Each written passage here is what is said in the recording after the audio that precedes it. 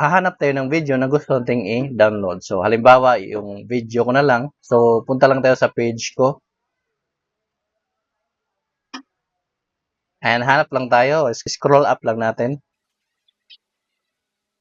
So, halimbawa, itong video na to, i-download natin. I-click lang tong tatlong tuldok sa taas. Then, i-click itong copy link. Then, pagkatapos, exit lang tayo sa Facebook apps. Then, ngayon naman, punta tayo ng Google Chrome.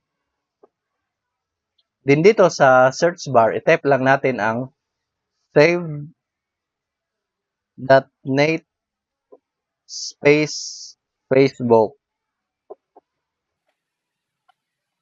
Ayan, so dito, yung pinakauna natin yung i-click, yung save from.net. Download Facebook video from SaveNet. So, i-click lang natin to. So, dito natin i-paste yung kinopya natin na URL kanina sa Facebook. So, long press lang natin tong box. Then, paste.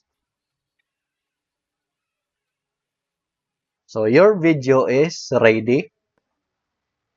So, i-check lang natin kung tama yung video. Ang title ay, paano hindi makaka-receive ng notification sa Facebook. Sa tingin mo, yun yung video na gusto mo i-download, click lang tong download. Pwede rin tayong pumili ng video quality. I-check lang natin tong arrow.